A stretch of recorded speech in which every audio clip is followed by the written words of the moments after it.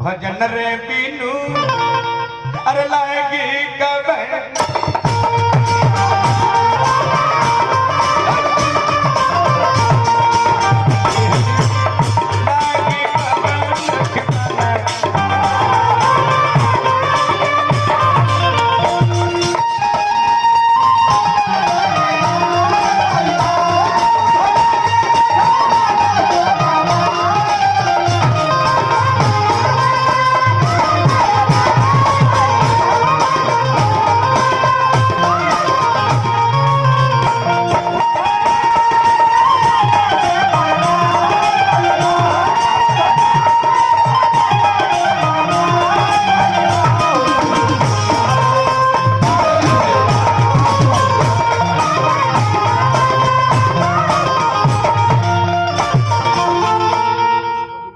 जेकर मन बढ़ जाई ओकर तीन चीज चल जाई कौन याद ना कबो भइल हां जेकर मन बढ़ जाई ओकर तीन चीज चल जाई कौन धन चल जाई एक धर्म चल जाई दो संग में बन चल जाई वाह मन बतिया प्रमाण पढ़ के देख लो रावण वन कुरुराज टू मथुरा में कंस यहाँ के तो कहत नहीं आंख से जितना देखत नहीं कुल नकली है हमारे तो बुझात के आंखिए का नकली है अरे हां आंख से कुल देखत नहीं कुल नकली है सूरज नकली चांद नकली सोम नकली बाबू नकली माई नकली सब नकली तो नकली हो गई तो नकली से हमनी के जन्म भइल बनी जा तो हमनियो नकली जब हमनियो नकली तो आँखियों नकली और जब आँखिए नकली तो पूरा दुनिया नकली अब पूरा दुनिया नकली तो असली के काहे खोजता रे भाई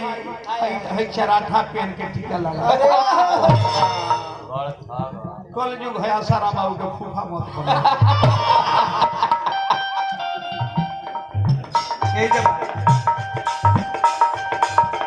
मन के मोह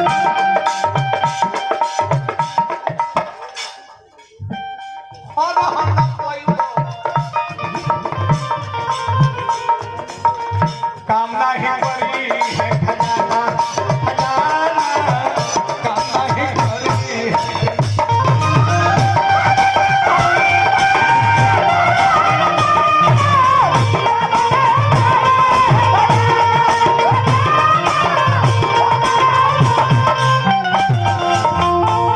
बड़ी सुंदर लेदार आरा क्षेत्र से भाई मेजा खातिर थे धनंजय भैया हमारे प्रोग्राम के बड़ी शौकीन है नारदी को नहीं के बहुत दूर दूर प्रोग्राम देखे भगवान पद पद समझ रहे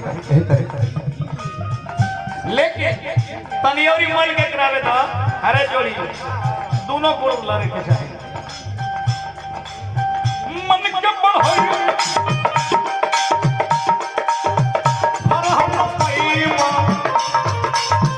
कामना ही करी है खजाना खजाना कामना ही करी है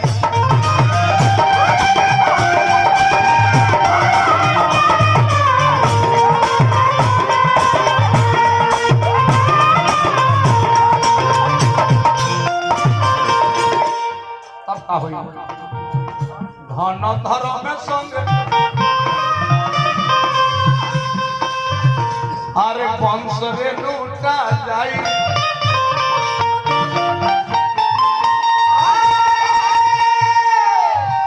धन धर्म सुन आर वंश लूटाई हो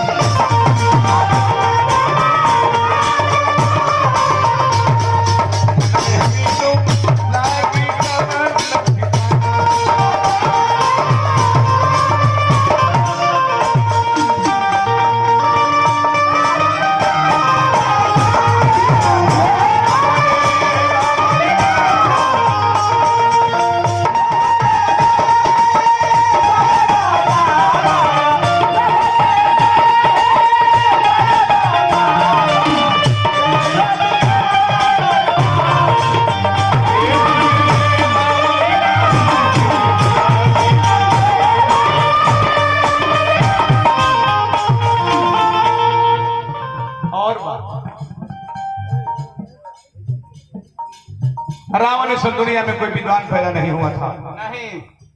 रामानुजन कोई 10 कपार वाला नहीं था। नहीं। रामानुजन कोई उत्तम खानदान भी नहीं था। नहीं। उत्तम कुल पुरस्त करना था। नाती। रामानुजन किसी का सोने का मकान नहीं था। नहीं। रामानुजन किसी का पुष्पक विमान नहीं था। नहीं। इधर गाला में पहले वालों का झमकावा चला था कि हम सोमा पहले पानी हाँ। आज एक सोना के मकान रहता। हरे राम हो। रामानुजन किसी का सोने का मकान नहीं था। नहीं। किसी का पुष्पक विमान नहीं था। नहीं। रामानुजन किसी का इंद्रजीत संतान भी नहीं था। नहीं। ओसन तो लसरा के चल गई। हरे। है रे हाय रे। ये से कह के अभियंता हम तू कौन गली के झिटका ही ना हो। हरे राम हो राम। वनमत। हवा मत बांध हवा बांधता रहो बिगाड़ दे तू। ओए ठक चलो ओए ठन छूटी फूटी भाग तराना दूसरी भाग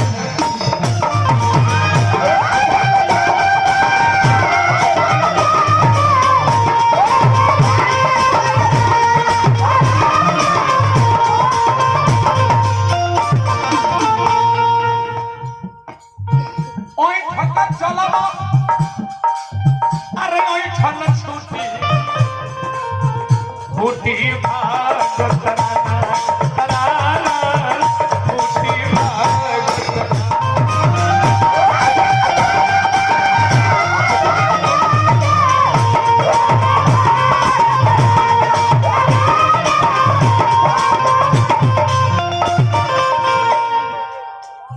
रावण वंश विध्वंस रे हो गईले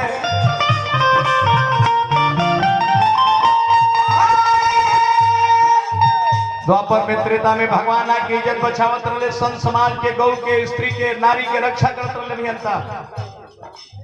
आज कलयुग में गैंग रेप बलात्कार 7 वर्ष के लड़की से अब मार देता सो जान से एको कृष्ण को भगवान राम आवत नहीं ना एकरा के बढ़िया कैसे कहता रे यार।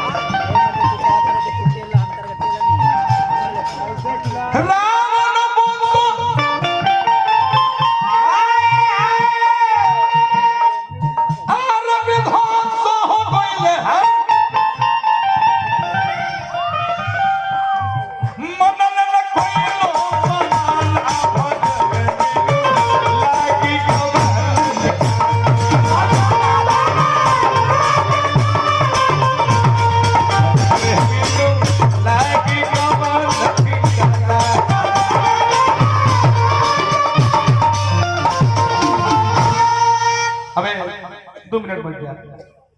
अब आई भाई हमने बमनी की जन्मोत्सव मनावे। वाह।